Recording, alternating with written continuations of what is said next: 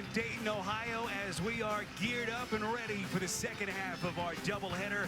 First four being presented by Northwestern Mutual. It is a rematch of that opening round thriller last March in Raleigh between the 11 seed USC Trojans out of the Pac-12 and the Providence Friars. 20 wins this season under their head coach Ed Cooley. A look at where these teams sit in the brackets.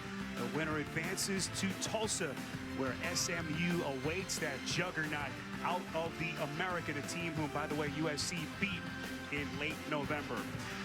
Well, this was the scene in that memorable finish. Opening round last March in Raleigh. Rodney Bullock somehow able to wiggle free for a wide open layup, and that would catapult the Friars into the second round. What an emotional scene that was. Hi, everyone. Welcome back to Dayton. Spiro Adidas, Steve Smith, and Len Elmore. We'll hear from Raz Gold on Wood A in just a couple of minutes. Len, USC could have never imagined in their wildest dreams that they would get another shot at Providence just 1 year later in the tournament. Who says the tournament selection committee doesn't have a sense of humor or a sense of sweet irony? And it's not lost on Andy Enfield, USC's coach. When I asked him about it yesterday, he said something like coach speak. Well, it's a new year and they're a great team. Then I pressed him and he gave me that wry smile that told me that payback is certainly inside of him.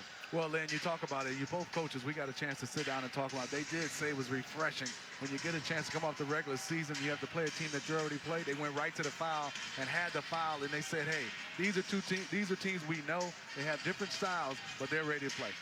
What about the Providence Friars? Of course, that great first-round victory last year, got to the tournament for a third straight year. This year, the expectations were very low. They were picked dead last, in fact, in the preseason coaches poll in the Big East, but they apparently knew something that the rest of the world didn't. Fantastic season back in the dance for a fourth straight year, and it has been Kyron Cartwright, Steve, leading them this year. Yes, Spiro, and you talk about Ed Cooley. Talked about Kyron Cartwright. He said 2 years he sat behind the great Chris Dunn, and he gave him the keys to the car. He sets the table for these players. They have 4 players in double digits, and what he does is he dishes out the basketball. 215, best in the Big East, 4th in the nation. But I think tonight, defensively, he's going to have his hands full, and that's where he can be an X factor against Jordan McLaughlin.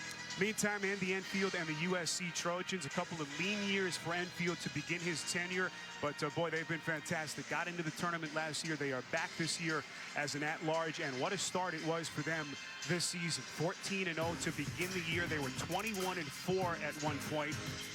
Len, best start for the Trojans in 46 years. A lot of talk about maybe the non-conference schedule being a little bit easy, but they've had a great year. Well, solid season punctuated by that win against UCLA. They feature balanced scoring, but their most significant characteristic is they protect the goal.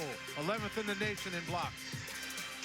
Which of these teams will earn the right to move on to Tulsa for a date with SMU? It's USC and Providence next.